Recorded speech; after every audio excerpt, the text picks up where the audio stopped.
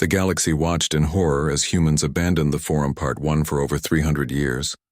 The Galactic Forum had been the center of peace in the known universe. It floated in high orbit around Kalos, a quiet planet with no armies and no ambitions, chosen long ago as neutral ground. Inside its vast silver halls, delegates from more than 200 species came together to talk, trade, and sometimes argue. They signed treaties, shared technology, and tried, often with mixed success, to keep the stars from burning with war. Humanity had only joined the Forum 70 years ago. They arrived late, with no great fleet and no ancient empire behind them. Most species expected them to fade into the background. Another minor voice lost in the noise, but humans surprised everyone. They did not shout. They did not threaten. Instead, they listened. They asked questions. They offered help without demanding anything in return. Jack Morris was Earth's senior envoy. He was in his late 50s with tired eyes and a calm voice that never rose above a steady tone. He wore simple clothes, dark trousers, a plain shirt, no medals or badges. Other delegates came draped in silks or armored in ceremonial shells. But Jack looked like a schoolteacher who had wandered into the wrong building. Yet when he spoke, even the proud Zenthar paused to hear him out.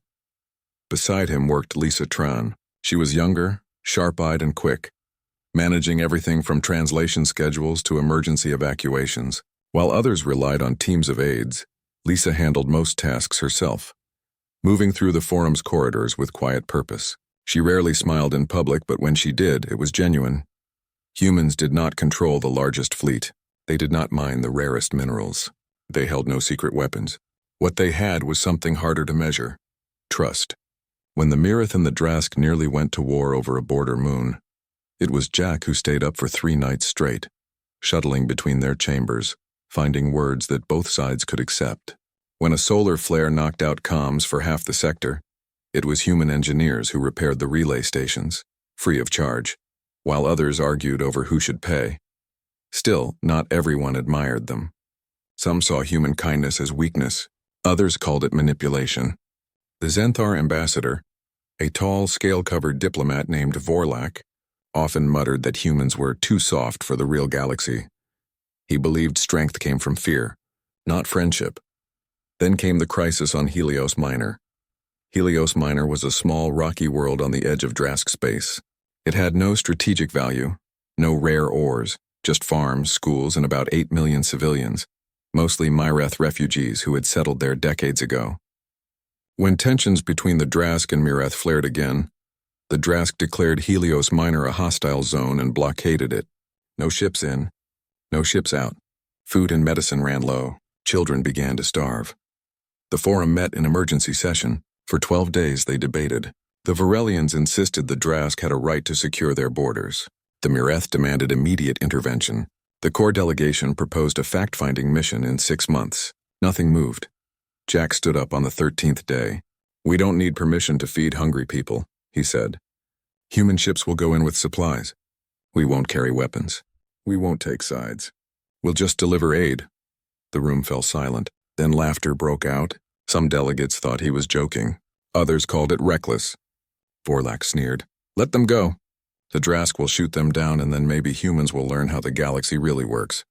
Jack didn't argue. He simply nodded, turned, and walked out. Within hours, 3 human freighters named the Hope, the Grace, and the Mercy lifted from the human dockyard on Kalos. They carried no weapons, no shields beyond basic deflectors, and no military escort. Their hulls were painted white with red crosses. Lisa Tran coordinated the cargo manifest from the embassy, double-checking every crate of food, every vial of vaccine. As the ships approached Helios Minor, the Drask issued a warning: turn back or be fired upon. The human captains replied with a single message: "We carry no soldiers, only bread and medicine." The Drask fired. The Grace took a direct hit to its engine core. It spun out of control and broke apart. 23 crew members died. But the Hope and the Mercy did not turn back. They pushed forward, broadcasting medical frequencies on all channels.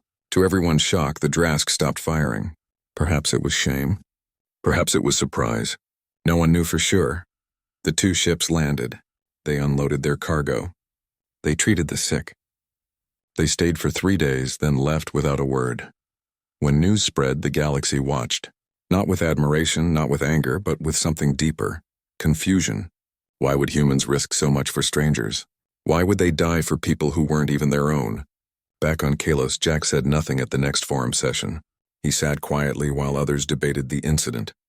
Lisa avoided the press. The human embassy issued no statement, but something had changed. Species that once dismissed humans as naive now looked at them differently, not with fear, not with envy, but with a strange unease. Because if humans were willing to die for strangers, what would they do for their own? And more importantly, what did that say about everyone else who had done nothing? In the weeks that followed, Jack grew quieter. He still attended meetings, still offered solutions, but his eyes held a new distance, as if he were already looking beyond the forum, beyond the arguments, beyond the endless cycle of promises broken and forgotten. Lisa noticed it too. One evening, as they walked back to the embassy under Kalos's twin moons, she asked, "Do you still believe in this place?" Jack didn't answer right away. He watched a flock of silver-winged birds circle the forum's central spire. Finally, he said, "I believed in what it could be, not what it is." Neither of them knew it yet, but those words were the beginning of the end. The galaxy would soon learn that humans did not need permission to do what was right, and when they finally walked away from the forum, they wouldn't look back. The galaxy watched in horror as humans abandoned the forum Part 2 after the Helios Minor mission. The galactic forum buzzed with uneasy energy. Some species praised the humans for their courage. Others accused them of breaking neutrality. Most just watched, unsure what to feel. Jack Morris returned to his usual routine, attending briefings, reviewing proposals, sipping black coffee in the quiet hours before dawn. But something had shifted inside him, like a stone settling in deep water. He no longer argued as much. He listened more, and when he spoke, his words carried a weight that made even the loudest delegates fall silent. Lisa Tran kept the human delegation running smoothly. She filed reports, scheduled meetings, and handled the flood of messages from curious or concerned envoys. But she too moved with a new kind of caution, as if walking on thin ice. She stopped joining the late-night diplomatic dinners. She no longer laughed at the jokes told in the lounge. Then, without warning, the humans stopped showing up. It began subtly. Jack missed a session on trade tariffs. Lisa skipped a coordination meeting about refugee routes. At first, others assumed it was illness or technical trouble, but when 3 full days passed with no human presence in the forum chambers, whispers turned to worry. A message arrived on the central comm channel from Lisa Tran. It was short and clear. Earth is re-evaluating its role in multilateral frameworks. That was all. No explanation, no timeline, no apology. The forum tried to carry on. The Zenthar pushed through a new security pact. The Mireth demanded sanctions on the Drask. The Varelians proposed attacks on interstellar data streams, but without the humans to mediate, to find middle ground, to quietly remind everyone of their shared humanity. Discussions grew louder, angrier, more selfish. Envoys began checking the human embassy every morning. Its lights were on. Its systems hummed. But no one came out. No signals were sent. The doors stayed closed. Forlak, the Zenthar ambassador, declared it a victory. They finally understand their place, he told a group of allies. They played hero once too often and got burned. Now they hide, but others weren't so sure. An old Kailosi archivist named Elira, who had studied human history for decades, sat alone in the forum's library, rereading Earth's ancient texts. She found quotes from figures long dead, about walking away from broken tables, about refusing to lend dignity to injustice. She whispered to herself, "They're not hiding. They're withdrawing on principle." No one listened to her. Meanwhile, beyond the forum, human activity across the galaxy slowed to a crawl. Trade ships that once carried grain, medicine, and machine parts stopped docking at alien ports. Human mining outposts on distant asteroids powered down. Colonies that had welcomed visitors for decades now ran on minimal staff. Their gates locked, their comms silent. It wasn't a retreat. It wasn't a threat. It was a disappearance. Species that had relied on human aid began to feel the absence. A Mireth medical station ran out of antibiotics. A Drask research vessel lost contact near a black hole. Human rescue teams would have responded instantly, but now no one came. The Varelians tried to fill the gap, but their help came with contracts, interest rates, and fine print. The forum held an emergency session to address the human withdrawal. Every delegate had a theory. Some said Earth was preparing for war. Others claimed internal collapse. A few even suggested the humans had been replaced by imposters. Jack and Lisa heard none of it. They were already gone.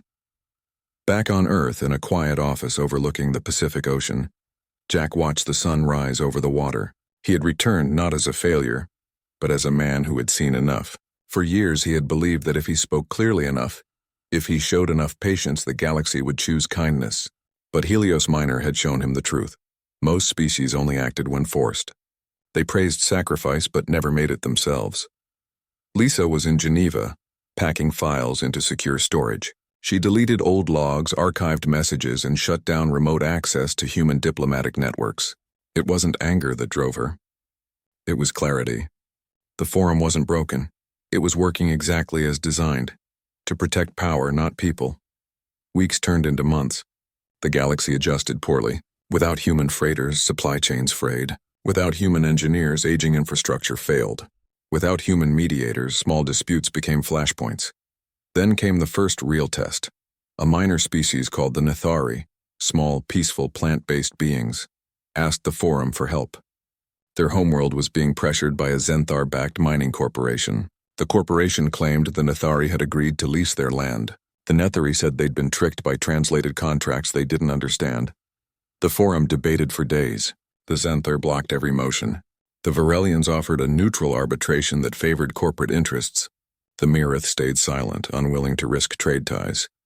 Finally, the Nethari envoy, a soft-spoken being named Kale, stood and said, "We used to call the humans when things like this happened. They would sit with us. They would read every line of the contract. They would ask, 'Is this fair?' The chamber fell quiet. No one had an answer. That night, Kale sent a message to the last known human comm channel. It went unanswered, but the message itself spread. Across star systems, species began to realize what they had lost. It wasn't just logistics or technology. It was the one voice that consistently asked, "What is right?" instead of "What is possible?" On Kilos, someone left a single white flower outside the human embassy. Then another. Then dozens. Soon the plaza was covered in offerings, data crystals with thank you notes, woven bracelets, even children's drawings of human ships with smiling faces. Still, the embassy remained closed. Vorlak scoffed at the memorial. Sentimentality, he called it. Weakness dressed as virtue. But even he couldn't ignore the growing unease in the halls of the forum. Meetings grew shorter. Attendance dropped. Species that once competed for speaking time now avoided eye contact. The air felt heavier, as if the absence of humans had created a kind of moral vacuum. Then, just when the galaxy had almost accepted the silence, a new signal appeared on the outer rim. A refugee convoy, mostly Nethari and Mireth families fleeing corporate raids, was stranded near the dead zone of Proxima Drift. Their engines were damaged. Their food was gone. The nearest forum patrol was 2 days away. No one expected help. But from the darkness between stars, a ship emerged. It bore no flag, no name, only a simple white hull and red medical markings. It was human. It docked with the convoy, shared power, repaired engines, and escorted them to safety. When asked who they were, the crew replied only, "We're just passing through." They vanished before anyone could thank them. The galaxy watched. And for the first time, many understood. Humans hadn't left the galaxy. They had simply left the forum, and that made all the difference. The galaxy watched in horror as humans abandoned the forum part. After the human ship rescued the refugee convoy near Proxima Drift, the Galactic Forum fell into chaos.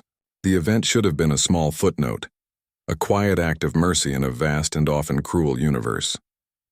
But it was not. It became a mirror, and what the galaxy saw in it was ugly. Envoys argued in the halls not about policy or borders, but about shame. How could one species do what 200 had refused? How could humans act without permission, without profit, without even a name? The Zenthar demanded an investigation. The Mirith called for a formal apology to the humans. The Varelians tried to spin the event as a publicity stunt, but no one could explain why the humans kept helping while refusing to return to the table. Jack Morris and Lisa Tran heard none of it. They were far from Kalos now, on a quiet research station orbiting Titan. Earth had not declared war. It had not cut ties. It had simply stopped pretending that the forum mattered. Human ships still flew. Human doctors still treated the sick. Human engineers still fixed broken things, but they did it outside the system, beyond the rules, without asking for approval. Meanwhile, the forum crumbled from within. Without human mediators to balance egos and interests, old rivalries flared. The Drask accused the Myrith of smuggling weapons. The Myrith claimed the Drask was poisoning shared water sources. Both were probably true, but without a neutral party to verify facts or propose compromises, the conflict spiraled. A skirmish broke out near the Helios Belt, then another near the Varelian trade lanes. Refugees flooded into neutral zones, only to find those zones no longer neutral. Species that once welcomed outsiders now turned them away, citing security concerns. The Nethari, still reeling from their land dispute, sent a second plea to the Forum. This time, no one even replied. On Kalos, the memorial outside the human embassy grew larger. Beings from dozens of species left tokens. A carved stone from the core, a song crystal from the Lyrans, a seed pod from the Nethari. They did not ask for humans to come back. They just wanted to say they were sorry. But Earth remained silent. Then came the worst news yet. The Drask, frustrated by Myrith resistance, blockaded 3 more civilian worlds. Food shipments stopped. Medical supplies ran out. Children died. The Forum convened an emergency session. Vorlak, the Zenthar ambassador, proposed a measured response, which meant doing nothing while collecting data for 6 months. A young Myreth delegate named Tyel stood up. His voice shook, but his words were clear. We used to wait for the humans to speak. Now we wait for no one. So I will say it, this is wrong. And if no one will act, then the Myrith will fight alone. The room erupted. Some shouted support. Others called him reckless, but no one offered to join him. That night, Tyel sent a private message to the last known human relay point. He did not ask for weapons. He did not ask for ships. He only wrote, "If you can hear this, know that we remember what you taught us. Fairness is not weakness." He never got a reply. But 3 days later, a fleet of Myrith civilian freighters loaded not with bombs but with food, water, and medicine slipped past the Drask blockade under cover of a solar storm. They had no military escort, no shields, just courage and a plan. Half of them were destroyed. The rest made it through. When the Drask realized what they were carrying, they hesitated. For the first time, they saw not enemies but people trying to feed their families. The blockade softened, not because of treaties but because of empathy. And somewhere far away, Jack Morris watched the news feed from Titan. He didn't smile, but he nodded, just once. Back on Kalos, the Forum tried to claim credit for the de-escalation. They issued a statement praising diplomatic progress, but no one believed them. Even the Zenthar knew the truth. The humans had left, and in their absence, others were starting to act like them. Then came the raid on the Outer Rim. A group of mercenary ships hired by no one, loyal to nothing, attacked a mixed-species convoy carrying refugees from a failed colony. They disabled the engines, boarded the vessels, and began looting. They took food, medicine, even personal belongings. They left the wounded to die in vacuum. The nearest Forum patrol was 8 hours away. The convoy had no weapons, no hope. But as the raiders prepared to leave, a single ship dropped out of warp. It was human. No markings, no hails, just a sleek dark hull that moved like a shadow. It fired once, disabling the lead raider's weapons without destroying the ship. Then it fired again and again, each shot precise, surgical, never lethal. Within minutes, every raider vessel was disabled but intact. Then the human ship opened a channel. A calm voice said, "Leave your stolen goods.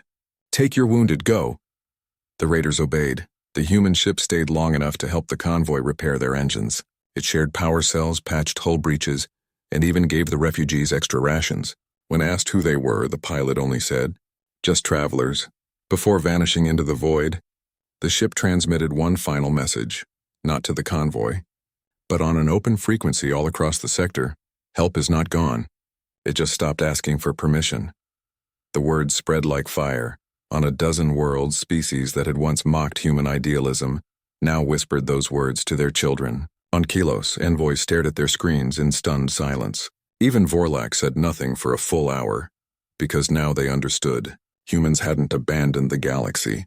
They had abandoned the lie that the Forum was the only way to keep peace.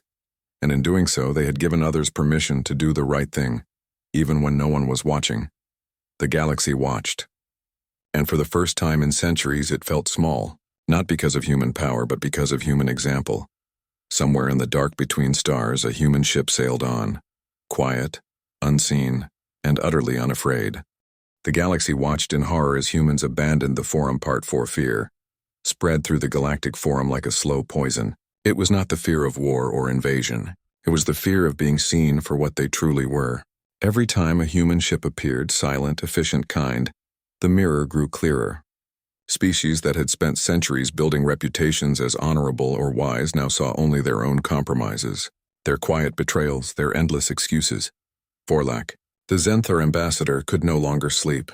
He paced his quarters at night, replaying old debates in his mind. He remembered how he had laughed when Jack Morris said, "Peace isn't signed in treaties, it's practiced in actions." At the time, it sounded naive. Now it sounded like judgment. The Zenthar High Command, sensing weakness in their leadership, made a desperate move. They claimed humanity was building a secret empire beyond the Rim. They said the rescue missions were traps. They insisted the humans were gathering allies to overthrow the Forum. It was all lies, but lies feel true when you're afraid. So they launched a strike. Not on Earth, not on a colony, but on a small human listening post near Proxima Centauri, a station so old most had forgotten it existed. The Zenthar sent 3 warships, fully armed, expecting resistance. They found none. The station was empty, but it was not abandoned. Inside, the Zenthar discovered logs, thousands of them, recordings of every major treaty violation in the last 50 years, footage of Varelian smugglers using Forum supply routes, audio of Drask officers ordering civilian targets bombed while calling them military assets, documents showing how the Myrith had secretly funded rebel groups to destabilize rivals, and at the center of it all, human observers. Not interfering, not exposing, just watching, recording, waiting. The logs showed that humans had known about every betrayal, every lie, every broken promise, and still they had helped. They had fed the hungry, healed the wounded, and mediated the fights even when the fighters didn't deserve it. The Zenthar captain, a veteran named Korin, stood in the station's main chamber, staring at a screen that displayed a simple message: "We hoped you would do better." He ordered his ships to stand down. When he returned to Kalos, he brought the logs with him. He did not hide them. He did not edit them. He uploaded everything to the Forum's central archive and opened it to all. Chaos followed. Species turned on each other. The Varelians denied the evidence, then blamed the humans for spying. The Drask accused the Myrith of planting false data. But the truth was too clear, too detailed, too consistent. And then came the worst realization of all. The humans had never used this information as leverage. They had never threatened, never blackmailed, never said, "If you don't do this, we'll reveal that." They had simply kept watching, hoping someone would choose to be better. The shame was unbearable. Envoys who once strutted through the Forum halls now walked with their heads down. Species that had prided themselves on honor now avoided eye contact. Even the Corps, known for their brutal honesty, stayed silent for days. Jack Morris heard about the data release from a news feed on Titan. He did not react with anger or satisfaction. He only said to Lisa, "Now they see the cost of pretending." Lisa nodded. She had spent weeks helping coordinate underground aid routes, linking species that still wanted to do good but feared being labeled traitors. She knew the galaxy was not all bad, just lost. Back on Kalos, the Forum tried to hold an emergency session, but no one knew what to say. How do you apologize for decades of dishonesty? How do you rebuild trust when your foundation was never real?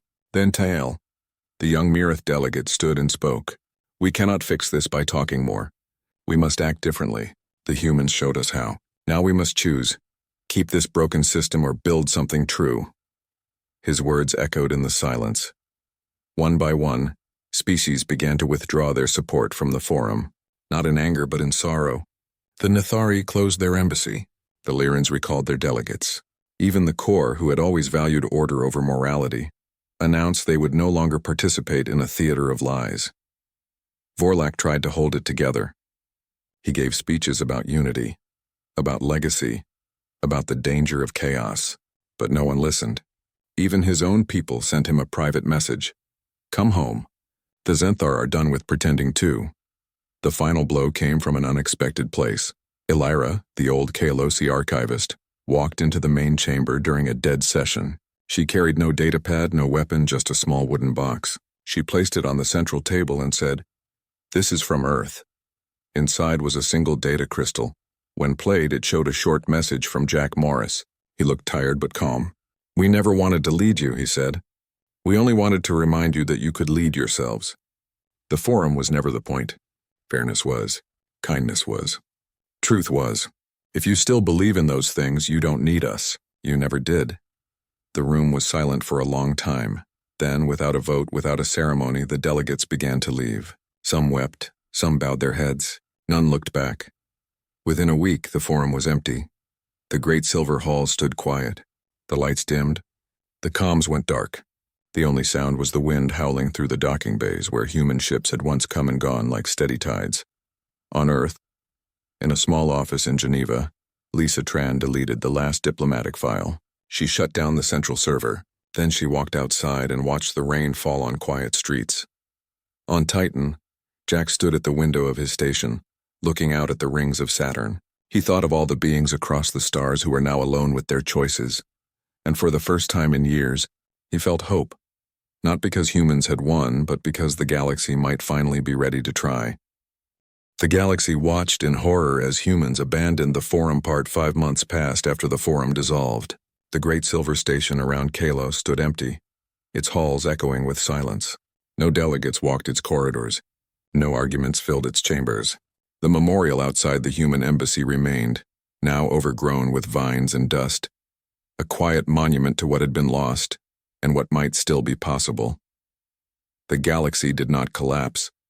Wars did not erupt. Trade slowed but did not stop. Species that once relied on the forum's illusion of order now had to find their own way. Some failed. Others surprised themselves. Then a signal pulsed from Sol System. It was not a declaration, not a demand. Just a set of coordinates and a simple message. Come if you seek fairness. Stay if you practice it. The location was a small moon orbiting a quiet star far from old power centers. No name, no flag. Just a new station, built not by politicians but by engineers, doctors, teachers, and pilots who believed in something better. Jack Morris stood on the observation deck, watching the first ships approach. They were not warships, not luxury yachts.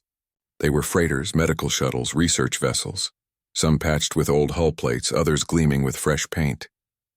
They came from a dozen species. The Natari sent a seed ship carrying living soil. The Mireth brought medical supplies. Even a lone Zenthar cruiser arrived, its weapons powered down, its crew wearing plain uniforms with no rank insignia. Lisa Tran walked beside Jack holding 2 cups of coffee. She handed him one. "Think they'll get it right this time?" she asked. He smiled faintly. "Doesn't matter. We'll be here anyway." The station had no throne room, no council chamber.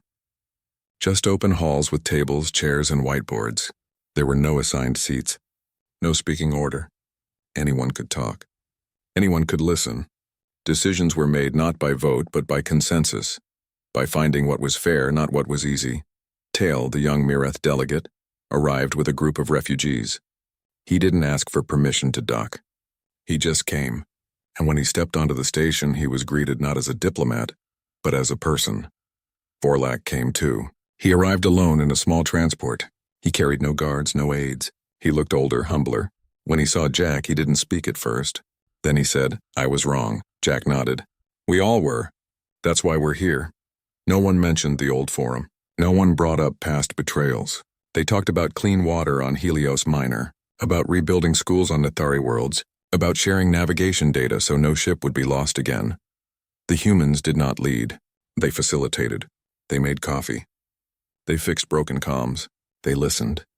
And slowly something new began to grow. It wasn't perfect. Disagreements still happened. Tempers still flared. But now when someone said, "This isn't fair," others actually stopped to consider it. When a species needed help, others offered it. Not for profit, not for influence, but because it was right. News of the station spread. More ships came. Not all were welcome. A Varelian corporate envoy arrived demanding exclusive trade rights. He was politely told, "This place isn't for deals. It's for people." He left, confused but not angry. A Drask warlord sent a message threatening to destroy the station if it aided his enemies. The reply was simple: "We help anyone in need, including your people when they suffer." Weeks later, that same warlord's own citizens, starving under his rule, sent a quiet plea. the station responded. The warlord never attacked. Jack and Lisa worked long hours, but they were not tired in the way they used to be. Before, they had carried the weight of a broken system. Now they carried only the hope of something honest. One evening, as twin suns set over the moon's horizon, Elira, the old Kylosi archivist, arrived. She brought books, not data chips. Real paper bound in cloth. Stories, she said, about people who chose kindness when no one was watching. She read them aloud in the common hall. Beings from a dozen species sat together, listening. No one interrupted. No one argued. They just heard, and in that moment the galaxy changed. Not with a bang, not with a treaty, but with a shared breath. Earth never claimed credit. Humans never took control. They simply showed up day after day, offering help without conditions, expecting nothing in return. And that, more than any weapon or law, was what the galaxy had been missing, as more species joined. The station grew, not in size but in spirit. Gardens were planted. Children played in zero-gravity rooms. Music from 100 worlds filled the halls. The galaxy watched, but this time it did not watch in horror. It watched in wonder. Because humans had not saved the galaxy, they had reminded it how to save itself. And on that quiet moon, under stars that had seen empires rise and fall, something fragile but real began to bloom. Jack stood at the window again, coffee in hand. Lisa joined him. "Do you think it will last?" she asked.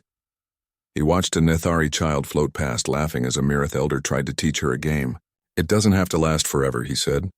"It just has to be real while it's here." And that was enough.